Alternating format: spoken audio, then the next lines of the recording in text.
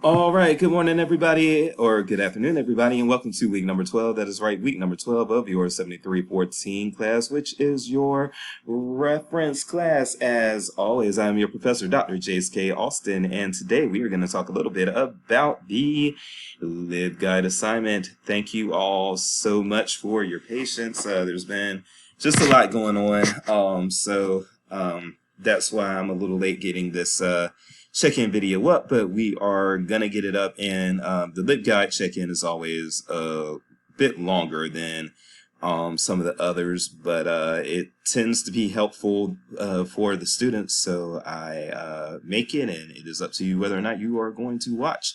So with that said, let's talk a little bit about LibGuides. All right, so the first thing we need to do is we do need to talk a little bit just about what's expected of you on the assignment. You all have already received your LibGuide login, so I would you needed to go ahead and log into LibApps by now. You received your welcome emails last week, so you would have needed to log into LibGuides by now and hopefully looked around. I'm hoping that you all have tried to watch the video that I posted up in the announcement about LibGuides last week. There was no check-in video last week because of the sync session, but I hope you all remember that I did send out an announcement in lieu of there being a check-in video to say, hey, there is this, and that to consider. And in that announcement, I also had a link to one of the tutorial videos that is actually hosted through LibApps for LibGuides. And so I do hope that you all took an opportunity to view that, and that will be very helpful if you do. What we're going to do now is we are going to go ahead and look a little bit at the rubric, and I'll just say a few things about that. So the LibGuide assignment is due on November the 29th, and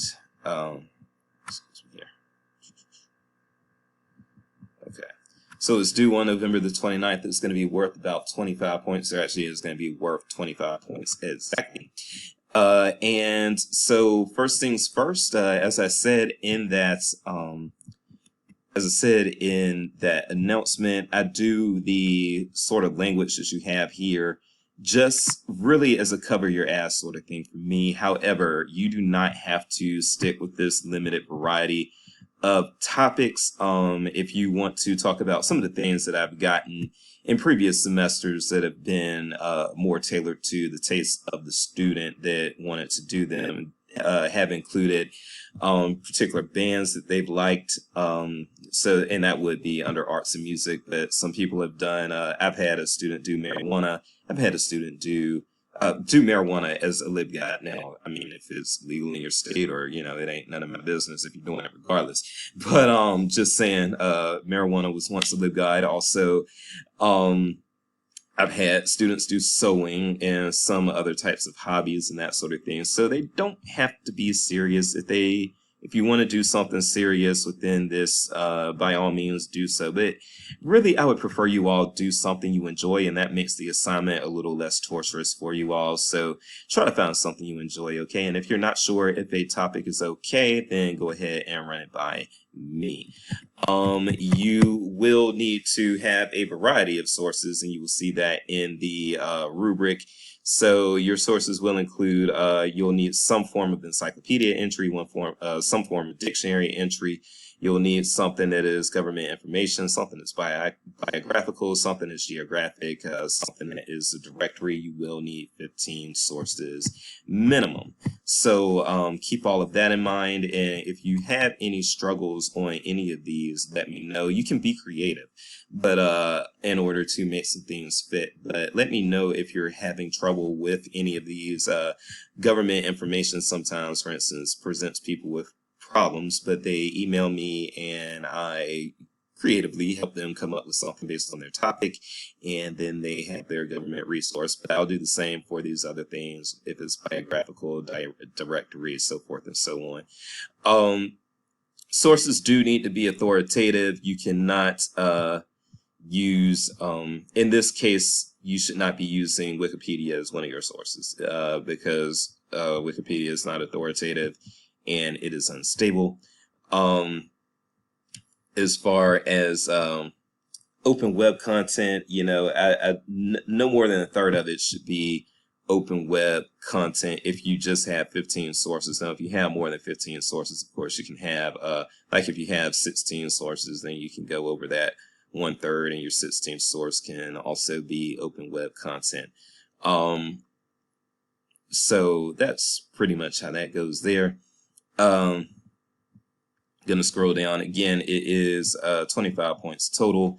And here's what you're going to be evaluated on. Here's the breakdown, and it will, by the way, include a video component, and you'll be evaluated on that as well. And one of the things that every semester, I mentioned this in that announcement as well, every semester I do have to take off for a student, at least 2 students every semester that go over the 3 minutes, which is the limit on the videos. Now you can, I do give a grace period, so it's really as long as it's under 3 minutes and 30 seconds. I don't get ticky-tack, but definitely, I mean, I've had students do like 6-minute videos, and yes, I'm going to take off if you are going over the limit for your videos. So introduction, as far as the landing page and so forth, making sure that you pick an appropriate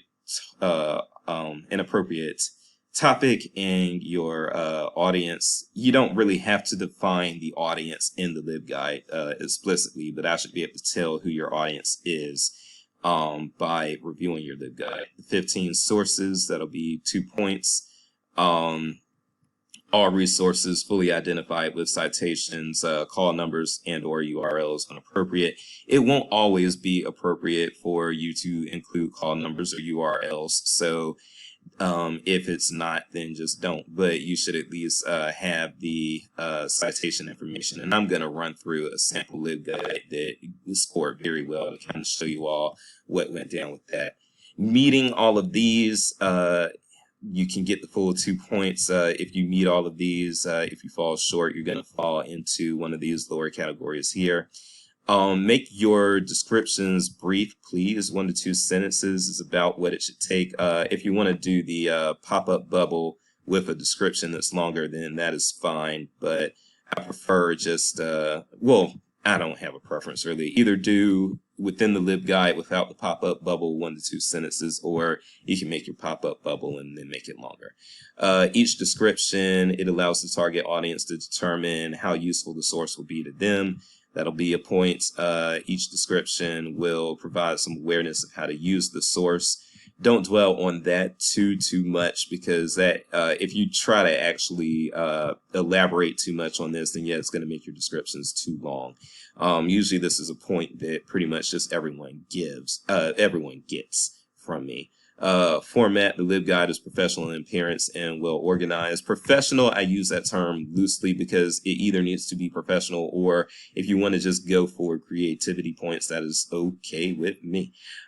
So it can be like really professional looking, or it can be nice and creative and fun to look at. That's also cool as well. And when I say fun to look at, I did have a student that used a lot of what do you call those things? These Bitmoji things. She put a lot of Bitmojis into her LibGuide, but she made it look really, really good. But it was really creative. But it wasn't something that you would necessarily show to like some Ivy League engineer, you know what I'm saying? But so it wasn't professional in that sense, but it was still something that got the point across and got the message across and got those sources across, and that's what I was looking for. So professional or creative. Neither the LibGuide nor the video contain grammatical or style errors. Just kind of proofread. For your video, the videos can be they can be videos on how to use the LibGuide itself, how to navigate it, and if that's the case, you probably need to put it on the landing page, or they can be videos that show you how to use a particular source or something of that nature. But either way, the tutorial video that you include shows you, yes, how to use the source or how to navigate the LibGuide. That's big. That's 4 points. It emphasizes the relevant feature of the source, or emphasizes helpful information within the LibGuide. Again, that's 4 points. And again, I have it in the rubric. So less than 3 minutes long and looks professional. Again, I give a grace period. So if you go to about 3 minutes and 30 seconds, you're still not going to see the deduction. But after that, you probably will see the deduction. Assignment instructions were followed. That is going to be a point. And then don't worry about this slow information. This actually doesn't get into the evaluation, but just so that you all know, when you're doing your ePortfolio, a lot of the students use their LibGuide as their as one of their slow 4 assignments for their LibGuide. So always have that in mind. Okay, so that is that. Excuse me, I'm going to pause, and we're going to go to the next thing, which is going to be to look at some previous LibGuide. Okay, so this is one of the first examples I'm going to show you of a LibGuide that scored perfectly. And by the way, if you don't score perfectly on the LibGuide assignment, please do not see that as, some sort of slight or anything like that. Please don't be too disappointed. Really, the LibGuide is one of the assignments where very few of my students score perfectly. Usually there's always something to dock. So, that's, I say that to say, that this is not one of those assignments where if you're one of these people, I was not one of those people that, by the way, I was a B and C student growing up. So this has always been foreign to me. But if you're one of those students that's just used to getting 100 on everything that you do, and it will shatter you to not have a 100 on something, please just be at peace with a grade that's slightly less than perfect, if that's what you get with the LibGuide, because again, usually there is something that needs to be docked, and that is okay. All right, because you all are learning. I am not expecting perfection out of you. I am expecting effort, and I am expecting that you follow the rubric. But as far as perfection, I'm not expecting that. Okay, so but this one actually did get a perfect grade, and I'm going to show you another one that got a perfect grade. But the reason I showed this one is because it's just so well done and so well organized. So you get to the landing page, and it's for 3rd grade Missouri study, and you get a little description here of who the LibGuide is tailored for. It is tailored to a 3rd grade audience, so it's very clear who this is for. Now, you don't have to be explicit in saying who the LibGuide intended audience is, but in this case, it was appropriate, and she just put together something that was perfect source-wise for 3rd graders. Like, everything was appropriate to a 3rd grade audience. So first of all, we have a video here, and maybe I can even play this video. Let's see. Well, I think what's going to happen is I'm going to get... Hold on a second. Okay, yeah, just borrowed my fiance's headphones. Don't tell her. But this way I won't get that echo feedback. Welcome, Missouri 3rd graders, teachers, and parents to this LibGuide, which will help you access quality information about the history. So as you can see, this is 3 minutes and 15 seconds, so a little bit over the 3-minute limit, but within the grace period. History, culture, government, economy, databases, and other information, including 2 videos. We'll take the people page. And so this video in particular really just directed people on how to use the LibGuide in general, the students on how to use the LibGuide in general. But again, you can create, and I think she's got a second video in here I'm going to explore, but you can also, again, create a video that teaches somebody how to use a particular source. Now, the image link is broken here, but there was an image there. So it's always cool if you have the little images of book covers or something like that.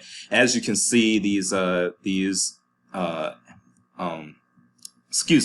descriptions are not too long, so it's not draining your eyes just looking at these long descriptions and everything. She has brief, concise descriptions. Another good thing, by the way, is that for the purposes of accessibility and working with or making something that is, compliant with the needs of the differently abled, there's not a lot of scrolling that has to be done with this. So like if you have something where you have to scroll down a whole lot, that can be difficult for people who are differently abled. But in her case, she customized her LibGuide so that, or designed her LibGuide so that none of these tabs are gonna have you just scrolling and scrolling and scrolling down. Okay. Also, her tabs are they're appropriate tabs for this type of for the overview subject that she has. She broke them up into tabs that make sense, which is good. And I've seen students at times who just have tabs that make absolutely no sense, or they're just really basic. Like some people just they'll just turn in tabs that say, oh, and here are reference sources, and oh, here are here are biographical sources. But it's best really to do that in boxes within tabs instead of doing those as tabs. So within a box within a tab, like here's a box. So you see encyclopedias within the box. You see databases within a box within the tab, but you don't have a tab that is dedicated to source type. There may be some topics that it is best to organized based on source type, but that won't be the case most of the time. Most of the time, your tabs make more sense if you do something like this as a breakdown, okay? As you can see, there are book covers still populating, and these LibApps will automatically populate those book covers when it can, but that helps with the design. It makes it look much more appealing. Also, in a lot of these cases, you'll see that the titles are bolded, and that was also a great step to take. And we can go into some of these other tabs here, but one thing you'll see is that the sources in the boxes within a tab make sense. So it's not like she's got a government and economy tab, and then she's got some sort of like arts and culture box within it. Like everything makes sense, is organized logically. Okay. And this maybe actually she got these videos off a government website, which it counts as government sources, by the way. So if you see a video like this, then on a state government website or something, that totally counts as your government source. So she had 2 government sources there. She really hit that out the park. This was great, even though this isn't even required according to the rubric. Her having this map in there in the geographic section or the geographic tab, wonderful, wonderful stuff. I mean, everything about this is logical. And then people from Missouri, that's how you can get your biographical source. And she figured that out very, very well. Again, this was back in fall of 2019, but I still say this is probably the best LibGuide submission that I have ever gotten. Okay, so that's something. And landing images, she has these great landing images on actually just that one tab she has this great landing image, but still it's a great landing image. So as far as a professional LibGuide, this is a great example. We're going to look at another one in a second. Okay, so friends, so actually I'm going to show you 2 more, but this one that I'm going to show you here, I'm just going to show you really quickly. Somebody did an intro to home brewing. So when I say that I will accept subjects that aren't necessarily serious or scholarly or whatever, this is an example. So there was home brewing, but also there were serious elements, just to put that in there. The alcohol addiction hotline, that's actually pretty, it's a pretty nifty thing to include. So these are things that I give style points and creativity points to, because you're thinking. And this particular LibGuide author was thinking. When you do something about home brews, yes, you don't have to be an alcoholic to drink, certainly, but also alcoholics do drink. So if somebody might need that alcoholic addiction hotline, there it is. There's also a definition in the front, which again, I thought was a nice touch.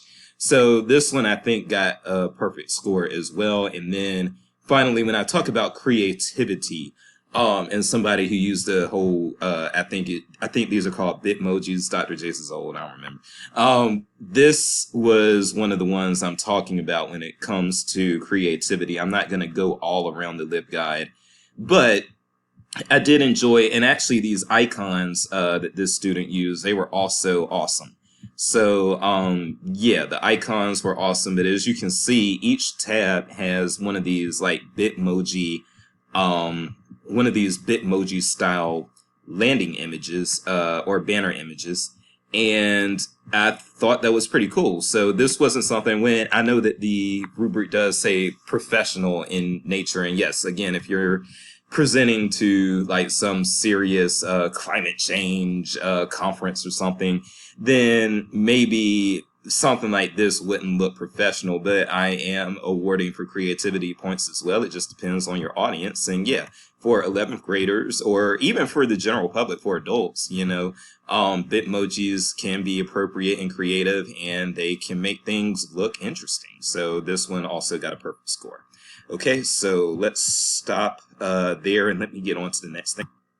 Okay, so the next thing that we're going to do really quickly is we're just going to do a little Google search of LibGuides, because here's the thing when it comes to what is and is not allowable when it comes to the LibGuide assignment. Hold on. All right, so when it comes to what you can and cannot do as far as this LibGuide and getting help and what you can refer to and what you can't. This is self-directed learning, and most of librarianship is self-directed learning. You will be figuring stuff out for yourself. But figuring out stuff for yourself does mean that you go find examples and best practices and things of that nature. That's how you roll. You'll find previous conference presentations, and you'll find things that have been published in library literature and all that stuff. So having said that, and you will refer to you will also get references and information and feedback from your colleagues. So I say all that to say, here is what's allowable. Almost anything. When it comes to getting help on your LibGuide assignment, you can Google for LibGuide best tips. You can watch tutorials on YouTube. You can look at library literature. You can look around at LibGuides. You can Google LibGuides and then just see what LibGuides you like and what features they have, and then you can copy those features. And yes, you can even have professional librarians that review your work, give you tips, give you feedback for the due date before you actually have to have the assignment finished. Now, what you cannot do is the only thing that I would consider cheating is having somebody do the LibGuide for you. Now, again, you can have somebody review a LibGuide that you did, but you can't actually have like one of your coworkers who knows how to do LibGuides. You can't just have them do your LibGuide for you. If I find out you do that, I'm gonna bust your ass. I'm gonna say you're cheating. I'm gonna give you a 0, and I'm going to send you to the office that deals with cheating infractions. But you all are grad students, so I'm not expecting that to happen. But definitely, you can consult with other librarians. Again, you can Google and that sort of thing. And so one thing that you can probably do is you can actually go in, and let's say that you are, hold on.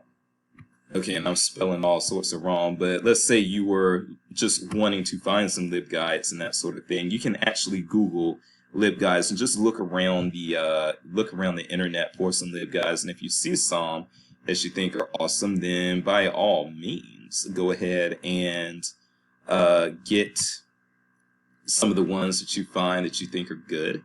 I'm not going to say necessarily whether or not this one is good and bad, in part because I haven't had time to look at it. I just happened to stumble upon it. Although I will say this is not good design here as far as just having all these videos boxed together like this. I don't like that.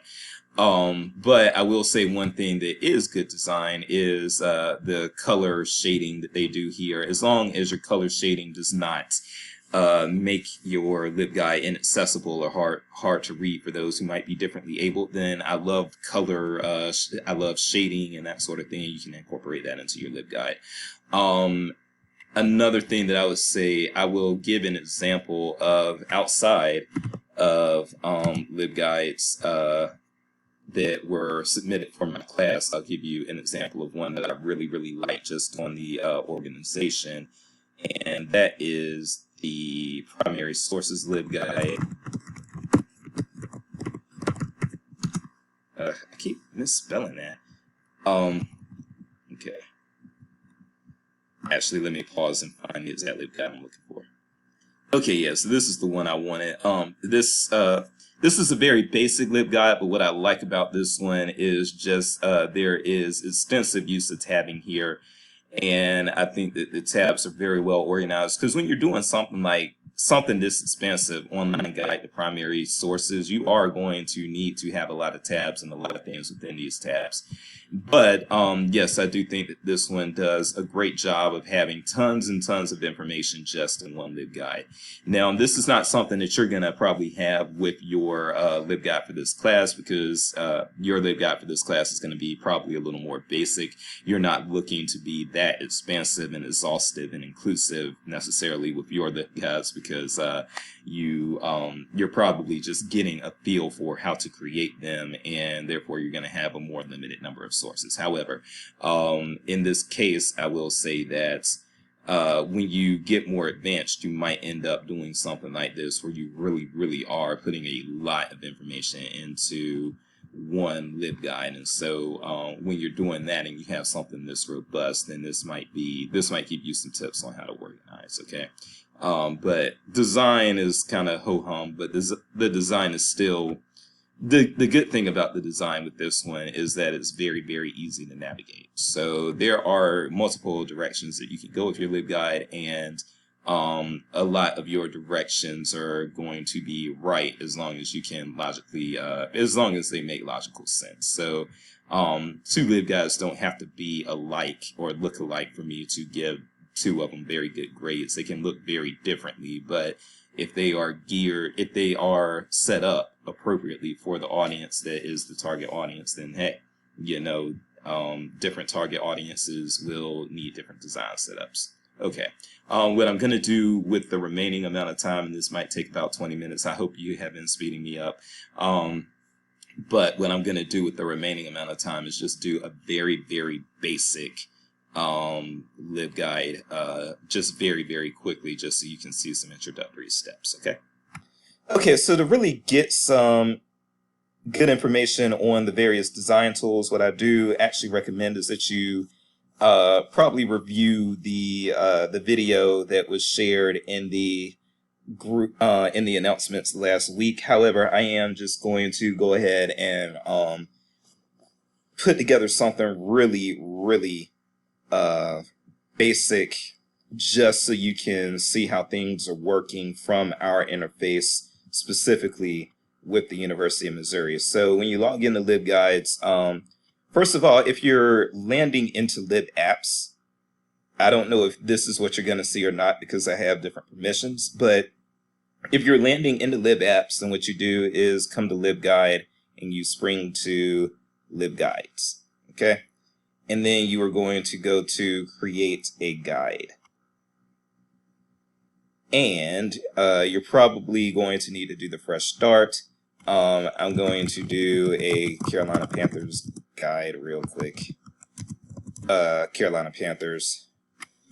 This is a guide about the Carolina Panthers. General purpose is probably what you're going to want to select, unless you really feel confident that you are going to be able to tailor this to one of these guide templates kind of suits you better. Group assignment, there should be a folder for Austin Fall 2021. So this 7314 Fall 2021 Austin.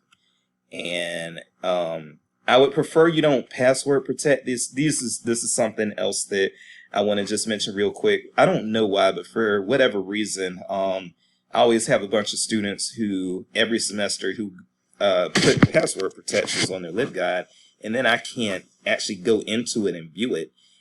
So please, if you want to help me out and help me grade a little faster, then don't put the password protections on until after your LibGuide has been graded, because if you put the password protections on, I can't see it. And then if I can't see it, then I've got to track you down and be like, hey, I either need your password or I need you to take the password protections off, and that takes time and it delays the grading. So please leave off the password, create guide. Okay, and now I'm here. Okay, and so now you will be in something that should look like this. And one thing that I think I'm going to do is I'm going to go ahead and create a second tab. Let's just do stadium, sure.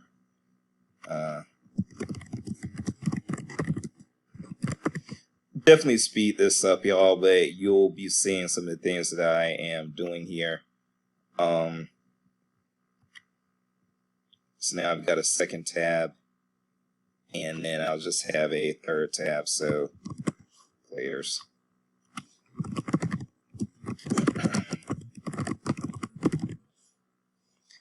All right. So let's say that, I'm starting off with just like a 3-tab thing. One of the first things that I am probably going to do is get some landing images going. So one nifty tool that you probably want to take advantage of is that you can do the layout sort of option here. And really with the layout on it's probably best practice that you have some sort of image of yourself and some contact information. If you don't want to put an image of yourself, that is fine. If you want to be kind of protective, you can put some sort of avatar there. But yes, I would say that you may want to even go to 2 columns for your landing page if you got that type of an image thing going on there.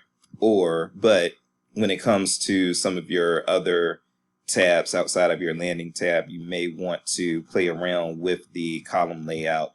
I rarely ever do 4 columns. It just seems like it's way too much going on. But you can play around with 2 or 3, and you can play around with your size dimensions. So if you wanted like 1 big column and 1 much smaller column, you could do that. So that's a very helpful and nifty tool. Okay, and so there are actually multiple ways to add a landing image. I'm just doing the way that's more comfortable to me, but I think there are actually easier ways to do it. But so if I wanted to create my landing image, what I would do, and again, I think there are better ways to do this, but I'm just showing you the way that I've done it. So let's say that I did want to do the stadium. So I can create that, click that, and then I can come over here, like the icon for this little widget icon. You can select that, and then you can select new slide, image, and what you would need to do if you don't already have the image. Now, I've already used this for a previous LibGuide, so that's why it's already there. But if you don't already have the landing image you want, you can go to upload new image, and it will search your computer for new images. But I would instead just go ahead and use the one that I've already got. So you can do that and click save. Yeah, it doesn't need any additional information. And then save and return. And so now I do have my landing image, but this one is thick, so you probably want to have something that looks a little that isn't quite as long, you know what I'm saying? So if you find if I haven't looked, I'll be honest with you, I haven't looked at that tutorial video in about a year because I've been making LibGuides, and so I haven't really carved out the time to look at that thing again. It probably offers some new tips on how to do this, but this is the old way that I learned how to do it. And when you have an image of appropriate size, it still works. It's just that this image is probably longer than what you want your landing image to look like. Okay, so you can have that. Okay, and so I have a landing image there. What I'm actually going to do is I'm going to go over here. Excuse me. I'm going to go over here to Stadium for the Carolina Panthers, and I'm going to take that out. So again, if I wanted to, I could play with my layout here. In this case, I probably am just going to leave the layout as it is. And so if I had, well, nah, because this would be the stadium. My stadium tab isn't really going to need that much. So I may just have 1 box tab in a column and just have Bank of America Stadium, standard position top. And then what I can do is I can start adding contents to my box. So let's say that I wanted to add first, let's say that I wanted to add a book from the catalog. And this is something that a lot of students ask about, and it really just depends on how you're setting up the LibGuide.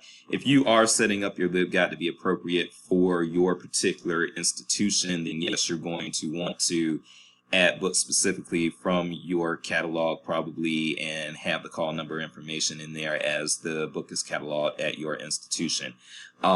If you're not really going for that and you're making something that's a little more general, then you might have other ways to add books to your LibGuide. But let's say that I am doing the books from the catalog thing. And so let's say that let me first find a book that I want. Okay, so let's say that this particular book was a book that I wanted to add to my LibGuide. Somebody might be actually coming home because my dog has all of a sudden sprung into action. But yeah, let's say that this is the one that I want. And so I can come over, get book info. So if I get this ISBN on this book, then it should mostly automatically populate. So let's say I do this, put that in there, and then put that in get book info. So it's automatically populating, as you can see. And so I've got most of the information I need. Now you might have to, again, select this is too long of a description. So as you are working, you may have to make your description a little shorter. So I'm actually, just for the sake of time, just going to shave off after that. But then there may be some information that isn't there, like call number and URL, because that will vary from institution to institution. So what you can do in those cases is you can come back over here. You can get your URL if you're working with a specific institution with a specific catalog. You can get their permalink from and place that in the URL, and then for call number information I can just find the call number that is used at this library, which in this case is going to be, this is Mizzou's library that I'm looking at, MU Ellis, and I can just copy and grab this and then put that in there, and then by bing, now I've got my book information right there. And then let's say that something else that I wanted maybe to add. Let's say that I did want to add a database here, and this isn't logically going to flow, but again, I'm just running through this to kind of show you all the different features.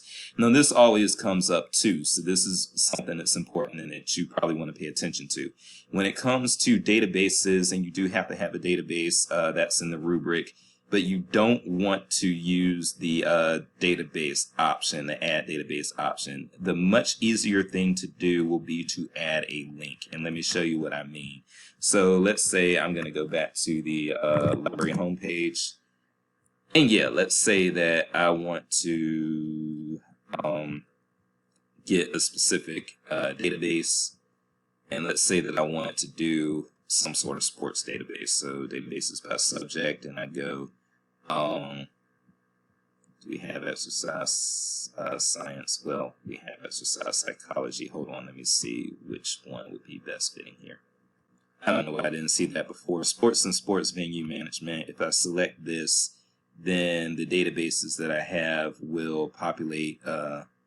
These are the databases that they recommend. And Sports Discus is always a good one. So if I wanted to do Sports Discus, then what I could do, it automatically logged me in. What I could do is I could just copy my link address, and then instead of adding a database, what you can do is add link, and you can put in this, and it'll have the proxy, so they'll have to log in, but then you can just come over and then copy the name of the database, which is Sport Discus with full text, and I can put that back over here, link name, and it's in there. You probably do want to go with the use proxy, and you can, well, that's not a good description there, but if you had a better description like you see there, I'm just going to put in a sports database, and you can put that in. You don't necessarily need the more info. If you want to do the hover tool and have longer descriptions, then again, that's a nifty thing to do. And then you can add that, and now I've got my database. Now, what you can do is you can reorder. If you wanted to, I'm gonna have to bring this down a little bit. So if I did want to reorder my content, then I could come down here from the Add Reorder menu. I could select Reorder, and then I could place, for instance, the link on top of the book, and then I could save there. Okay, and then so I've got that going on there. But let's say that I wanted to change this layout now. Like, let's say that I'm thinking, I might need to do a little something extra, and I might need 2 boxes instead of 1.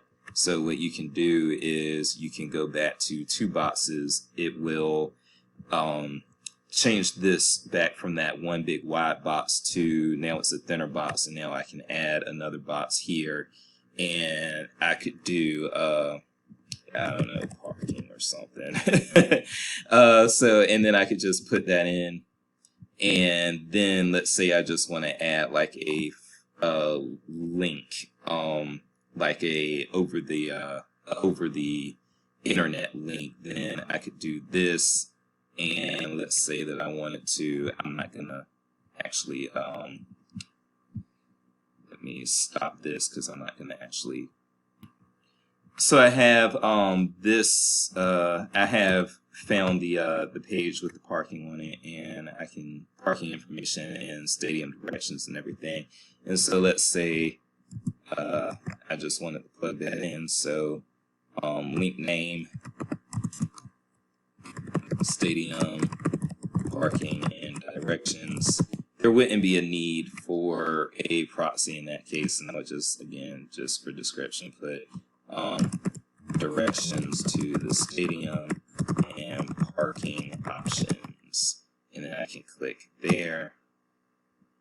And now, again, I've got a link, and it's not necessarily in this case going to have a preview image, but if you want to add some sort of icon image, then that's something else you can do, and I believe the video tutorial will show you how to do that. I'm not going to take time in the video right now to show that. But then from there, and you would just keep populating and populating, and let's say that if I wanted to add a publication from a journal or something, it would be pretty much the same thing. So let's say, no, if you want to add a file, you can actually upload files with the you can select an attached file and select a file from your computer and upload that. People rarely do that, but that's an option that you have available to you as well. But then you can also get specific documents from the databases, specific stories or something like that. And it's a similar thing where you would use the your options in the it would be a similar thing where you would use your permalink options. So let's say I'm going to go back and I don't know, stadium parking. This will have, because it's Mizzou, it's going to have nothing to do with the Carolina Panthers. But again, I'm just running through this so you can see how these features work and some basics of what you need to do. Actually, this ebook, or a lot of this, is actually pretty interesting. So let's say I just wanted to add this ebook, and adding like a magazine article or a journal article would pretty much go the same way. What you would do is you would select that, and in this case, there is no ISBN, so that's good. Oh, yes, there is. Okay, I was like, why isn't there an IBN for a book? But yeah, it's got related ISBNs. But you wouldn't use an ISBN necessarily, or you probably would not use an ISBN if you are adding like a journal article or a magazine article. In this case, it's a book, but so I could technically use the ISBN to auto-populate, but I'm not going to do that. I'm treating this like it is a magazine or journal article. And so again, what you would do, find that permalink. You can have a name, stadiums. I'll just put stadiums as the name. Okay. Use proxy in this case. I would probably just yank the first two sentences from the description and place that in. Don't necessarily need more info. And what you can do when you have, like, let's say that I were actually adding this to this box over here that already exists, then I would have the option of putting it in between those, or before, in between Sports Discus and the book. I would have that option, or I could put it before both or after both. In this case, there's only one other thing in the box, and that's the stadium parking thing. So I can put this on the top of the box or after that, and I'm gonna put it after it. And if you put it after it, then what's gonna happen is when you put other things in, if you put, you can again keep reordering these things, ordering them, and if you put something at the bottom of the box, then that'll make sure that this remains the second thing after this, if you put a third thing at the bottom of the box, okay, if that makes sense. So that's pretty much how that works, and then you can go ahead and round things out, continuing on with your various images, various content, and keep creating your boxes and that sort of thing. And then when you're done, what you want to do is you probably want to go ahead and give it a little preview. And so, again, this is very basic. You all will need to do more than just this. But again, we're just running through this really quickly so you can get a good idea of what I'm expecting you to do at face value. So that's my preview. And then I can go. Okay.